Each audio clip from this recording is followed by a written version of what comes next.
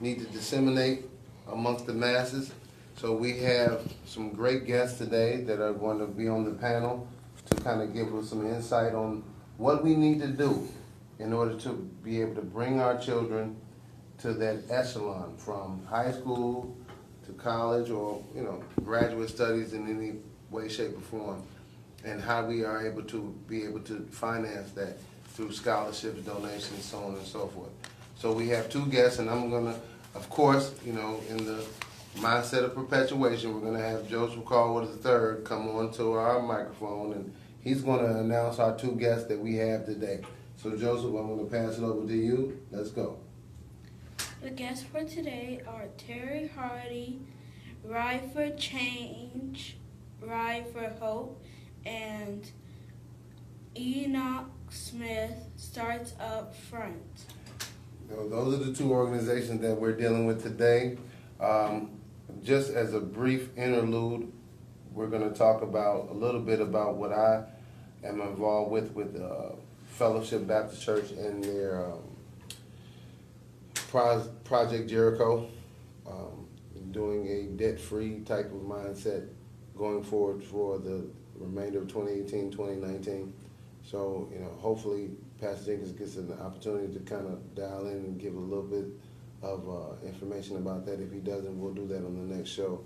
And I'm also going to talk about how my fraternity, Kappa Alpha Psi, also does a huge push to have young men coming from high school to college through our scholarship foundation, which is called the Kappa League. And so hopefully we'll have some insight on that before the end of the show. So we've got a lot of different things that we're going to touch on today. We are fully ready to take all the calls, to get the information out to you. Please give us all the ears that you possibly can give us so we can give you the information that you need in order to push forward. So I'm going to introduce Terry Hardy right now because he's sitting here in the studio with me.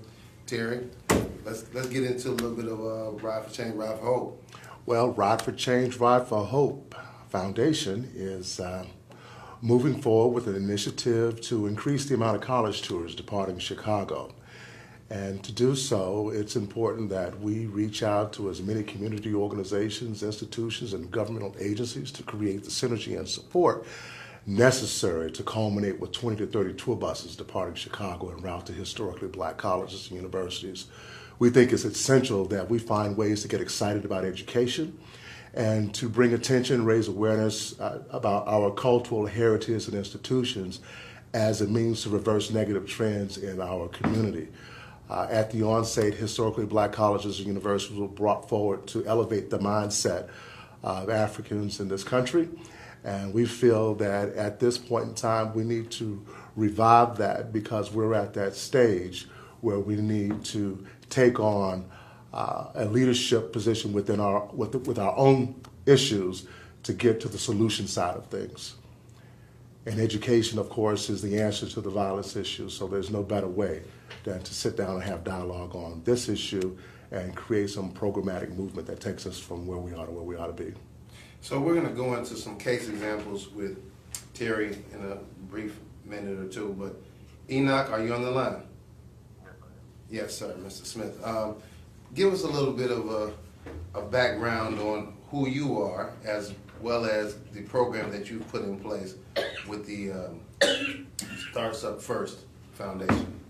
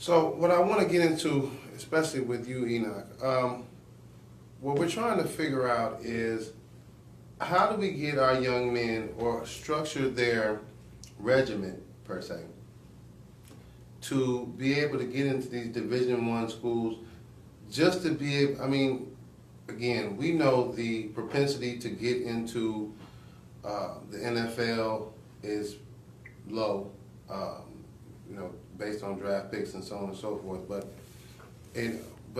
how is it that we can get these young men at least to be able to get into the higher ranking schools? Division I schools are usually some of the better schools throughout the country. How do we set up a regimen, and what do you do as far as engaging them? Because I see your regiment through your website starts up front. How do we engage these young men to kind of figure out what they need to do in order to push themselves in the right position?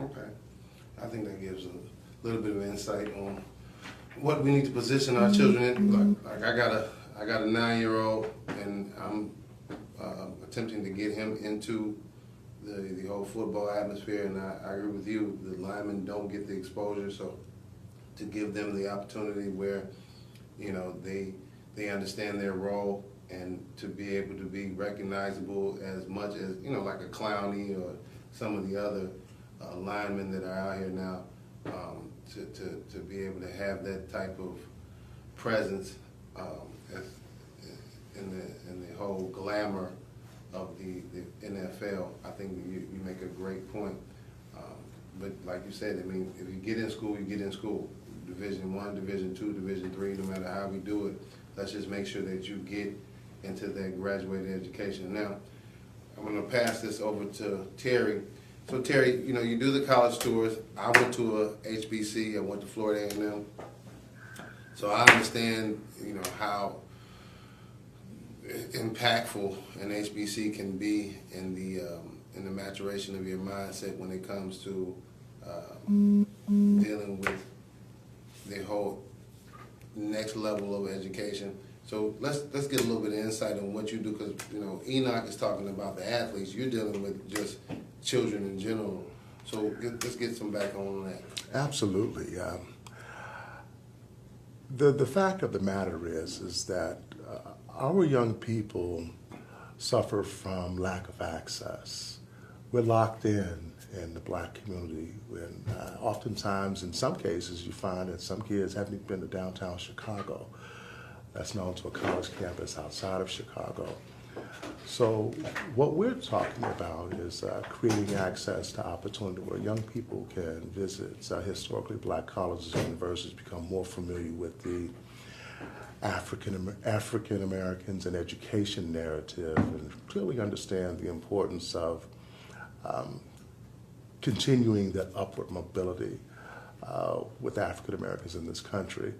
And it's important that they know, who we are, where we come from, and where we're trying to go and how we can get there, and the role that historically black colleges have played in the past, and where they are now, and where they could be in the future if we continue to support that structure.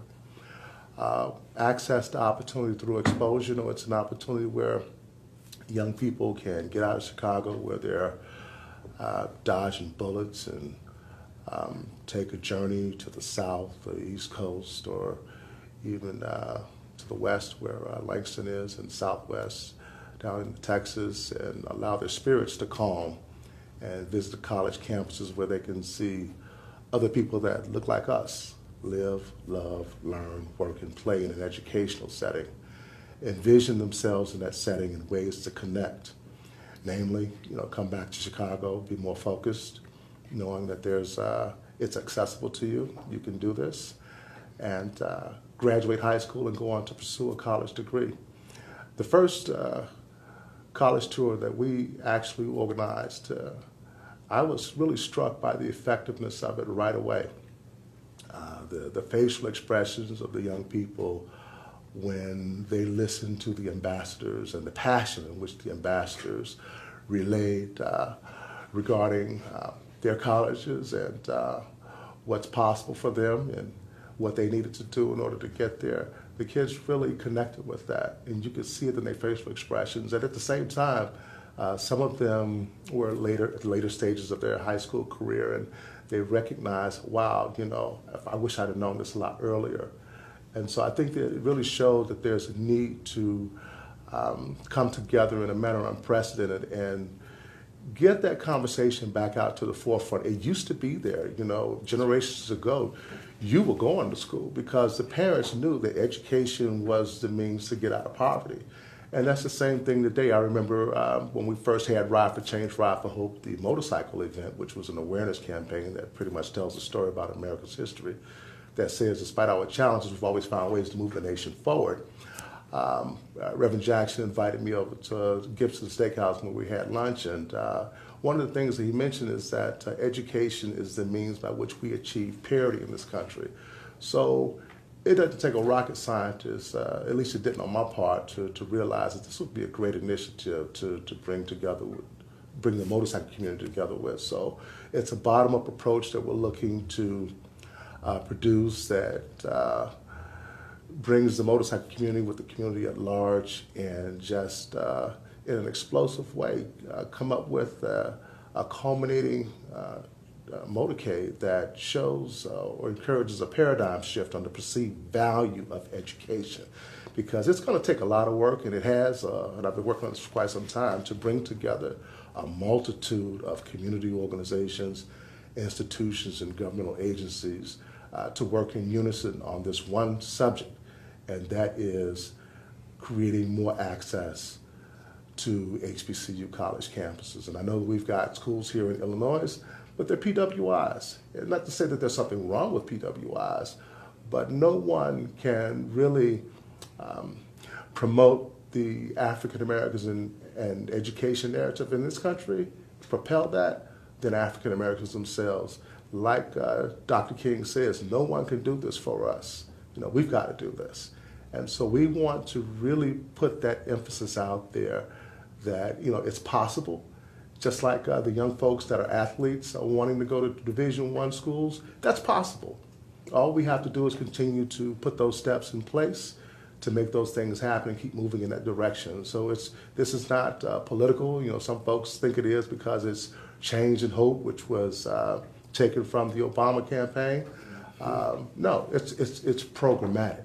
So we're taking programmatic steps to communicate with folks, having a basic conversation about the value of education, and then from there creating some synergy where we can all agree and mutual support where we can come together and make this happen. And then, we want to make it sustainable too. So this is something that has to continue to go on if, number one, the historically black colleges and universities are going to continue to exist. They've got to have a support base. And number two, that our young people will have them in the future. And I think that's very impactful. Again, I went to HBC.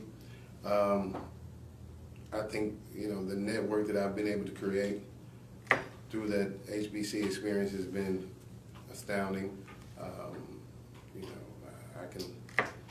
If anybody's listening into this show today, they know me, but they know me with a level of familiarity because, that's what the HBC experience gives you, as opposed to, I graduated from Florida State, but, the network I created was through Florida A&M. And as my father has said so eloquently over the years, exposure is the difference between winners and losers. What you're exposed to is what you aspire for. So you have to be privy to certain environments in order to kind of understand what is opportune for you and what you can strive to achieve. And that's what we want to give our young people, difference in what their environment is currently. How do we give them a better overall spectrum of environment so they can kind of decipher and say, okay, I know what my current reality is, but there's a distinctive difference, and I want to go that direction. So we're trying to bring that information to our listening audience today. We want everybody to be able to, by the end of our call session, we're going to have Enoch, Terry. I'm going to speak a little bit about the Kappa League because, as a member of Kappa Alpha Psi, I want to let you know that it's more than just one avenue that people are invoking change. And so I'm going to give you a little bit of information about that as well, because if you can't solve it through Enoch, Terry, Kappa, there's so many different outlets. Even with Fellowship Baptist Church, that just happens to be my church, but there's so many different outlets that you can kind of get yourself engaged with, where you can find an outlet to put your children in the right position. This is your job as a parent, and so to that effect, we're going to give you all the tools that are necessary in order to do the job that you need to do. So we are getting close to our commercial break, but I want to, again, engage anybody to be able to call in at this point. Talk to us. Give us an opportunity to give you some answers, because I'm sure that there's things that you are experiencing, in rearing your child or dealing with, how to make that transition over into the college spectrum through, behavioral situations or, educational situations. These are the times that you need to deal with people who are dealing with these scenarios each and every day, and they can kind of give you some guidance on what to do to move your family forward. Because that's what we're looking for. We're looking for an opportunity to be able to give you the information that's necessary so you can, at some point, put your perpetual generation that you have brought to the forefront based on being a parent, move them in the right direction. And you need outlets. All of us do. And information and dissemination of information is so key. Enoch, before we go over to commercial break, I just want to get a brief thought process from you. So How many people have you had in the last couple of years actually get into school through full-fledged scholarships?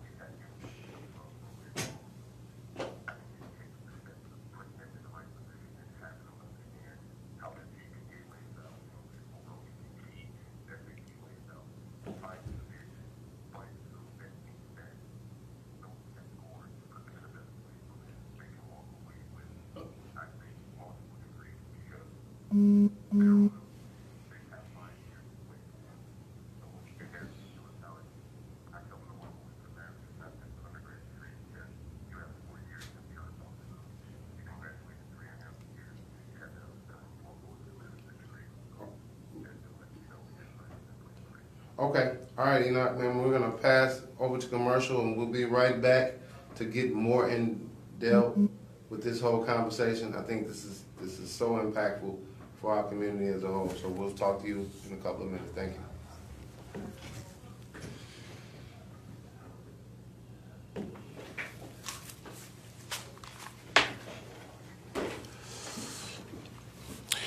Hey, everybody. Hope everybody's having a great Sunday afternoon. And we're here over WVON, as you can see. And, Hey. Commercial,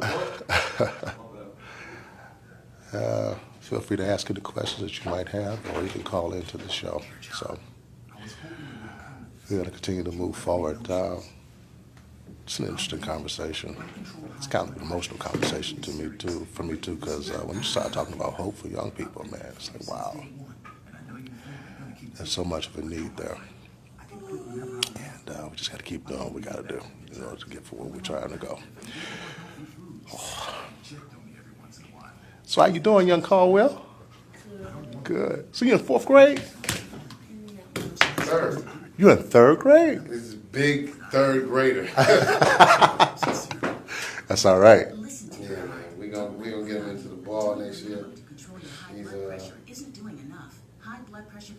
learning a little bit. Where your chapstick at? Get your blood pressure Put it to in a your mouth. healthy range before it's too late. Find out how at heart.org/blood pressure. We're working with him. Change control. A diligently. message from the American Heart Association, the American Trying to Stroke get him on Association, board, and the but- Ad Council. If you're looking for a local sports show that represents us, that stays true to the culture and serves up the real, then it's time to rock with the big. Sundays. I think this is the show that we need to have. We need to actually get closer to your favorite teams and players. clarity on. And so when we come off the break, what I want to talk about is, of course, giving your contact information, but let's also talk about how to go about the scholarships. You know, what do they need to do, how they need to approach it, do they need to go to the website, do they need to apply, so on and so forth, and just give them a detailed map on step by step what they need to do. And I'm gonna have Enoch do the same exact thing. This is where, now we've explained it, let's get into how to implement it. And let's do that and get some people where they know where the next step is for their children. The talk of Chicago, 1690 WVON.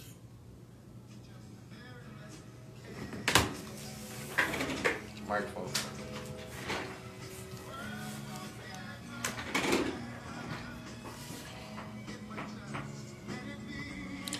Hey, Alicia, thanks for connecting with us this morning. Heather, Miss Wanda down in Georgia. Colette. Hey, cuz. Kevin. And we're back. During this segment, we're going to get more into the detailed explanation of what it is that your child needs to do, starting from step one, going into getting involved in the scholarship process. So I'm going to give each of our panel guests an opportunity to kind of give you some insight. This is the time you might want to grab a pen and paper, because this is what you want to detail out to figure out what your strategy is to get your child in the right situation so they can possibly get into school. Now, I don't make guarantees, but I think that as long as you have some type of a format to move forward, this is the best type of guidance that you'll be able to get. So I'm going to start with Terry. So Terry, so when we talk about the HBCU tours, and you take them out and expose these young men and women to these HBCs, give them some outlook as far as, you know, seeing outside of their current environment. Like you said, some of them have never seen downtown Chicago. So what is it that you see as the process to get them from, I'm in high school, I'm a sophomore in high school, what is it I need to prepare myself to do junior and senior year so that I can get a scholarship to get in one, or a HBC or a school period? I think the best thing that you really can help a young person appreciate is just to do the right thing. You know, you got a job to do when you go to school, so the grades are going to make the biggest difference. When you're talking about scholarships, no one's giving a scholarship to an F student, a D student. Well, how can you become that A, B student? You've got to go down and do what's necessary to, first of all, qualify. And so we were talking about focus. There's a lot of scholarship monies out there. In fact, it's gotten to the point where going to school, you've got students that are accumulating over $1 million in scholarship monies. So that means that once they graduate, they're getting a check to have gone to school because they have qualified for so much scholarship funding. So I would say, first of all, become exposed to an HBCU college campus or a campus of your choice. Start that process of applying to those schools and applying for those scholarships that you're inclined to be accepted by. That's pretty much it from my standpoint. My focus is pretty much on the organizing side of things and surrounding myself with other people that can complement the academic side. I want to tell you something about this. Me personally, I'm not a graduate of an HBCU. I'm not even a college graduate. I'm just a person who wants to see some good things happen in our community. And I've made this almost a lifelong commitment now for the past 10 years to scale up from just being an interested party in making some good things happen to being a party to making some good things happen. So we have some other folks that are in our fold that will be providing some workshops that will bring parents and students together, that will allow them to get the information to prepare themselves to do exactly what we want to make happen right now is more of the kids getting scholarships. The HBCUs have been known for ones that don't have a whole lot of money, but then again, there are a lot of sources out there that support young people in their pursuit of post-secondary education, so we just want to point them toward them so that they can get those funds to get into school and not only get there, but to stay there. All right, before I go into my thought process, because I have a little bit of insight on that, Terry, why don't you give them access to your website, phone numbers? Absolutely. Ride for Change, Ride for Hope Foundation. Log on to our website at www.rideforchange.rideforhope.org. And once again, that's Ride for Change, rideforhope.org. You can also reach me directly at 773-220-2602. Once again, that's 773-220-2602. And if you are a community organization with a mentoring program and you want to expose those students to a college tour, I really want to talk to you, show you how we can partner together to create that opportunity for your organization in partnership with ours and others who have the same values that you do. So before I get to Enoch, let me just say, so I went to Marion Catholic High School, and when I went in 1992, there wasn't a whole lot of African American presence in the school at that time. Now, you know, I went by there the other day and I was astounded in the fact that it's about 50 to 60% of African Americans in Marion Catholic. But one thing I know for sure, you have to be a well-rounded student when you talk about education. It's bigger than the GPA. Now, the GPA matters. You know, I'm not going to give my GPA, but I had a decent one. And so that has some impact in your overall view when it comes to getting into schools. But remember, you can't get into Harvard with just a high GPA. You have to be a well-rounded student. That means you have to be involved in whether it's student council, whether it's you know, the debate team, or so on and so forth. You have to have all these elements that kind of provide a well-rounded element to your background. That's what they look for. And I think, you know, I think Enoch probably touched on that as well, because just being an athlete does not equate into getting into these higher level schools. You have to have the ability to be all-encompassing when you're starting to deal with how the schools evaluate you. They want to know that you can juggle. You can make sure that everything works, you know, at one time, and you know, with that distinguishes you amongst the masses of students. Remember, in the school game, it's no different than being pulled in the draft. What distinguishes you from the next candidate? And so you have to have that whole well-rounded philosophy. And I think Enoch will probably, you know, agree with me on that. That's how you are able to put yourself in a different category. So Enoch, I'm gonna flip it to you, because you know, I think you probably can articulate it better than I can, because you have been dealing with the 100% placement of student athletes. So let's talk about what they have to do in order to put themselves in a position.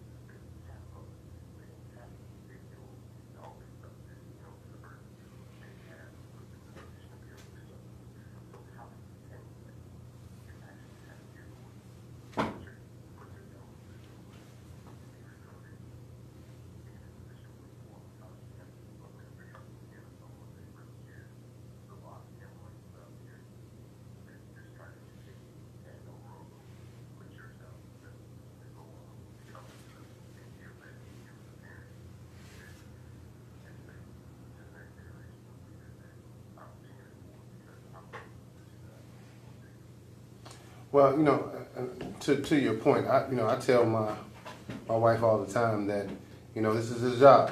We have a young man, 8 going on 9, and we have to put him in position each and every day so he's going toward an end goal. Because that's what you're looking for with your children. You're looking for an end goal. You're looking for some type of substantial situation that they'll be able to get into school. And to your point, Enoch, when we talk about getting the degrees, getting the education, because it is a 2% game. So there's no guarantee that you're going to make it to the NFL or to any graduated level of playing the sports you love so much. But what we do want to have happen is that once you have dedicated your life to something that's substantial and it's good health, let's go back and talk about how it helps you to be physically physically stable in some way, shape, or form. So we're not saying that it's bad in that aspect, but again, and it teaches certain variables like dedication, like stability, like maintenance. Because if you're into an athletic mindset, you have to facilitate that in your day-to-day routine, whether it's multiple hours of doing that along with going to school. So you're creating a balance in your own mindset. So those things do have value. So I agree with you 110%. No matter whether or not you're aspiring to go to be the next linebacker of the year, or if you're just saying, look, I just want to have the attributes, so therefore I understand how to navigate through life, period, where I create balance. And I think that's what this whole mindset creates. So, I think what you're doing with 100% placement rating, I think that, again, starts up front needs to be something that, everybody that's listening to this show today, they need to understand. This is an opportunity for you to take this young man who you may not have all the answers for. We have a lot of young ladies who have young men in their households. They may not have the appropriate figures around them. These are programs that are put in place where they can guide these young men and get them in the proper position where they get out of, as Terry alluded to early, the impoverished situation, the gang-related situation, the lack of structure situations that we know are plaguing our city as a whole. I mean, this is what's going on right now. It's the lack of the right type of path that is causing these young men to go into the situations that they're finding themselves into. So this show, and let me just give a little bit of credit to Dr. Terry Mason. One of the reasons why he invoked me to get into this show was because he felt as if, his show is about health, but health is all-encompassing.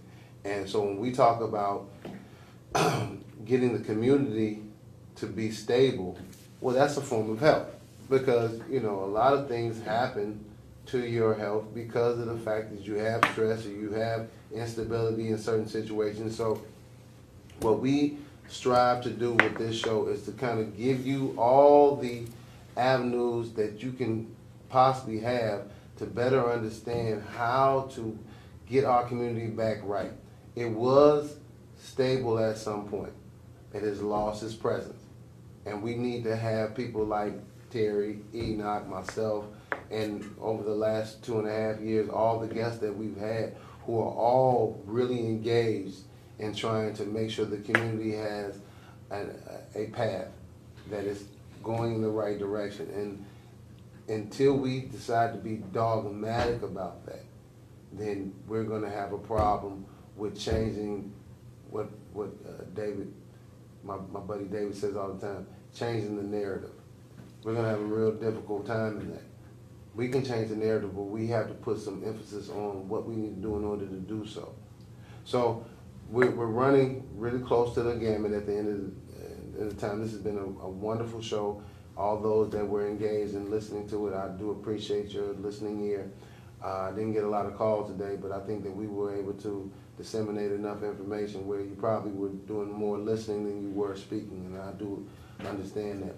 So I'm gonna pass the microphone to Terry. I want Terry to again give you his website, his phone number, and Enoch, you have not given that as of such, but I want you to give that as well. So Terry, I'm gonna let you go with it. I really appreciate your comments, first of all, as it relates to healing. And we are at a stage where social and cultural reconciliation is essential in order to change things in the community. And we all were talking about or screaming, yes we can, in 2008. Elected the man, turned our backs and started whispering to ourselves, yes he can. And now we have an opportunity to really demonstrate how we can. And it starts with a conversation, develop some relationships, and we all want the same thing. We want good health, prosperity for our family, and just to be left alone. That's right. But for the most part, developing those relationships is essential, and when it comes to taking us to the next level. I just wanted to tell us one quick story, if I could, about a young lady that I met at an event that I held to expose this opportunity to young people. And she went on to tell me about how she didn't have any money to go back to school. She was up in Springfield at Wittenberg studying physics, pursuing a degree in physics. Well, I said, Hell of a degree. if you can't get back into school, we're going to make sure you get back into school. Send me your transcripts and let me know where you are. And we had a college tour, World of Soul college tour, and I reached out to one of the recruiters. I knew they had a physics program there at University of Arkansas at Pine Bluff. Well, he put us in touch with the president of University of Arkansas Pine Bluff, and the young lady was able to receive a full-ride scholarship. She graduated this past Mother's Day with a degree in physics and was accepted into the Fisk University Master's to PhD program in partnership with Vanderbilt University. So soon she's going to be Dr. Bria Collier, and we're appreciative of the opportunity just to get to know her and to facilitate that opportunity for her, because it's really what it's all about. It's not what you know sometimes, it's about who you know. That's absolutely right. And so we're down to 2 minutes. Terry, let's get that information. www.rideforchange.rideforhope.org is the website. www.rideforchange.rideforhope.org. Call me directly at 773-220-2602. Once again, that's 773-220-2602. All right, Enoch, it's your turn, baby.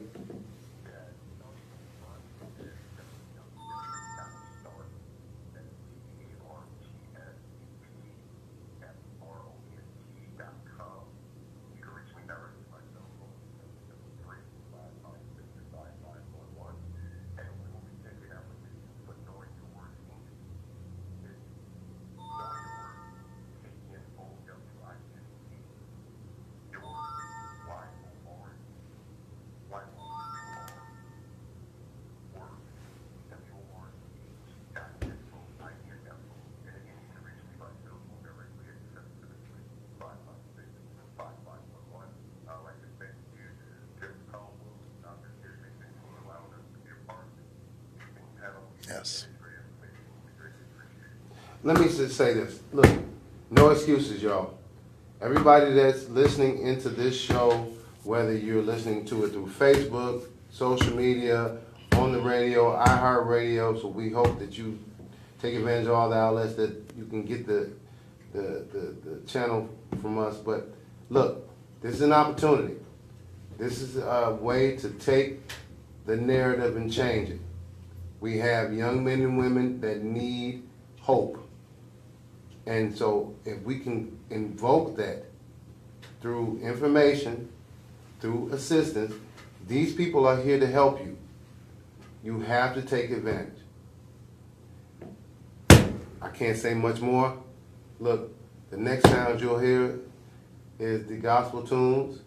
And as usual, as Dr. Mason says, be blessed, be praised, and we'll talk to you on the next Sunday. I thank you, sir. Yes, sir. Did well. My privilege, my pleasure. It was good. It's a learning experience for me. Oh man, you know what? So, every fourth Sunday I always bring on something that engages the community. You know where I come from. So as far as I'm concerned, I'm just trying to figure out how I can bring a connection to like I said, look, you can't say that we didn't try. Now, you may not like me for a whole but I tried to bring the people onto this radio station. WVON ain't got its own fair share problem, but if we can bring these people onto the radio station so we can actually have conversations about things that are pertinent to what you need, get these young men and women off the corners and bring them into a position where they can get into school. Now, you may not have went to school, like you just said. Yeah, I didn't go. Very unique narrative. Right, very unique. But you have a unique understanding of what it takes to get into school. Yeah. There's people that haven't been to school and don't even have that mindset. So, what is it that we need to introduce them to? We just spend an hour giving them that. That's the game. Now, is he okay? Yep. That's my kid. He's set. He's set. He ain't got nothing to worry about. This boy ain't got to do nothing but breathe, and he'll be fine. But I need everybody around. The fear I have going forward is even with my son is there's a whole community that he has to involve himself in. Mm-hmm. So just because he's all right don't mean the community's all right. That puts him in danger. Yeah. You know what I mean? So what I want to do is make sure that your environment is cool too. I don't want it to just be about just you. I need everything around you to be stable. And if we can create that, I think that we've done our job being on this planet. Everybody got to go. I mean, in recent times, Terry, that's why I haven't been able to contact you. I've been, for the last 60 days, I've been taking care of 2 bedridden aunts. The girl that used to work at King Drive with me, she had stage 4 cancer. So they just put her in the hospice today. Okay? So I'm getting around people that are making that transition. Yeah. Brings more clarity to the fact that all of us have to make the transition. Mm-hmm. No matter how healthy you are, no matter what you do. So they always speak of the dash.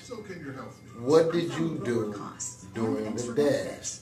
How did you invoke a different situation in the dash? And once you do that, you start to really see, okay, fine. I gave my life purpose. Gotta go. But at least when they talk about me at the end of the day, they can say, you know, I mean, he said a lot about Carl, but he tried to put people in the right position. There you go. So they could graduate and be better at whatever they were going to be. We got to get a picture, Terry. Let me go get Pat. Man, I've been taking a photo of us because I do my beginning social media thing and my end social media thing. Hey, everybody. Thanks for joining us here at WVON in Chicago. I hope that I didn't disappoint you with the presentation. You know, this is not my profession, but I'll keep trying, and we'll get better as we move forward. Hope everybody have a very great Sunday, what's left of it. Enjoy the rest of the weekend with family and friends, and stay healthy. Be good, y'all.